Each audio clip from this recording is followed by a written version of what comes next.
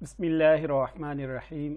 अस्सलामु अलैकुम दोस्तों, मैं हूं नासिर अली शाकिर और आप देख रहे हैं उर्दू पढ़ो एंड बढ़ो चैनल। दोस्तों, आज एक नई वीडियो के साथ हाजिर खिदमत हूं, जिसके अंदर मैं आपको दास्तान गज़ल सुनाने वाला हूं, सरज़मीन अरब से हिंदुस्तान की सरज़मीन तक 15वीं सदी ईसी तक। लेकिन इससे पहले कि मैं अपने टॉपिक की तरफ जाऊं, मेरी आपसे दरख्वास्त है कि आप मेरे इस YouTube चैनल को सब्सक्राइब करें, साथ में बेल के आइकन को दबा दें और ऑल का ऑप्शन सेलेक्ट करें ताकि मेरी हर नई आने वाली वीडियो आपको बर वक्त मिल सके। आइए आते हैं अपने टॉपिक की तरफ। गज़ल हमारी ज़ुबान की मकबूल तरीन सिनफ़ सुखन है। उर्दू का नाम ज़ुबान पर आते ही इसकी शायरी तसव्वुर में आ जाती है। गज़ल हमारी तहज़ीब का कीमती सरमाया है। बकौल रशीद अहमद सिद्दीकी, गज़ल उर्दू शायरी की आबरू है।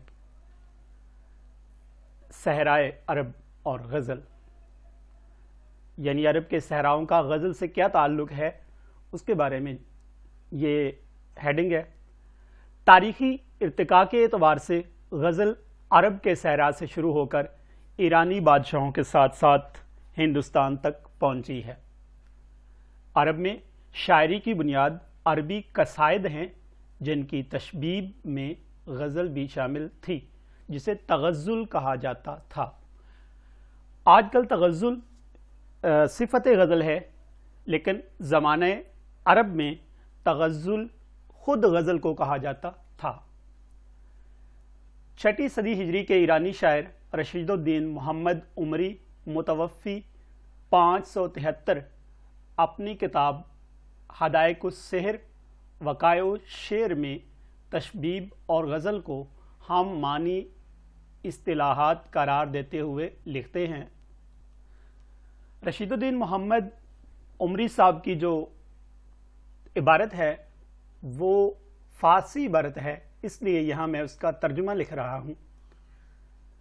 तशबीब में माशूक का हाल और उसके इश्क में अपना हाल बयान किया जाता था और इसको नसीब और गज़ल भी कहते थे।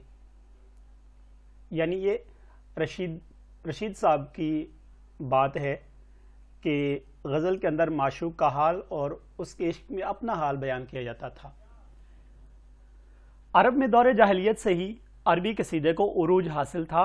अरब शुआरा अपने कसीदे की इब्तिदा में अपने महबूब की खूबसूरती और अपने इश्क का बयान करते थे।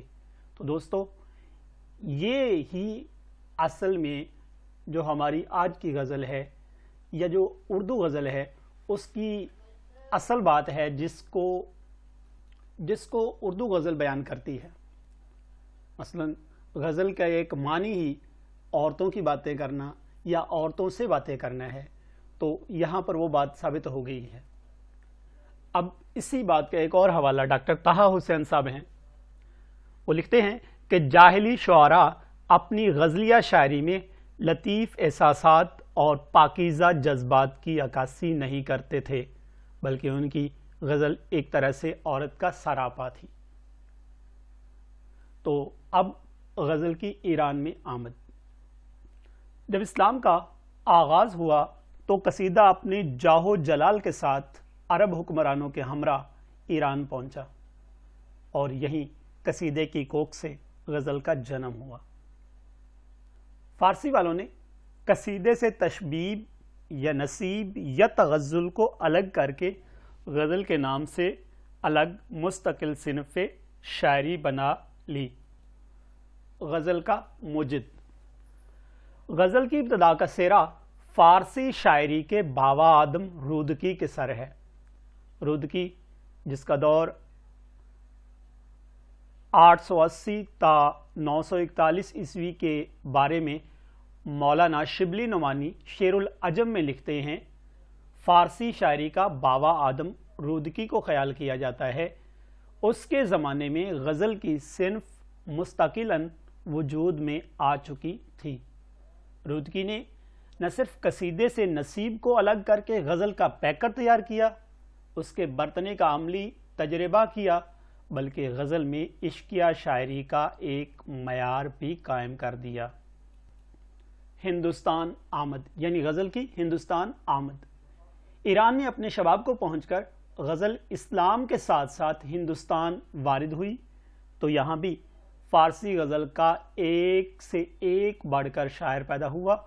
ہندوستان میں مسلمانوں کی آمد سے قبل اردو زبان اپنی تشکیل کے ابتدائی مراحل طے کر چکی تھی، لیکن اس کا ہند ایرانی مزاج مسلم حکمرانوں کی آمد کے بعد تیزی سے ترقی کرنے لگا اور شاعری کی متعدد اصناف مثلاً قصیدہ، مرثیہ، مثنوی اور غزل وغیرہ کو اردو نے مستقل طور اپنا لیا۔ 1000 صدی عیسوی تک اردو زبان کا ڈیل ڈول تیار ہو چکا تھا۔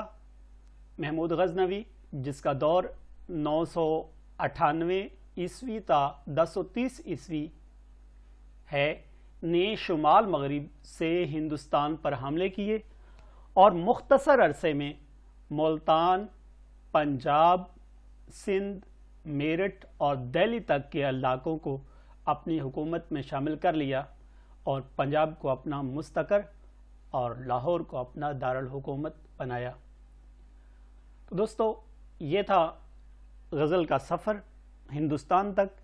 انشاءاللہ اگلی ویڈیو میں 1500 عیسوی تک ہندوستانی جو اردو غزل کے شعراء ہیں ان کا ذکر کروں گا۔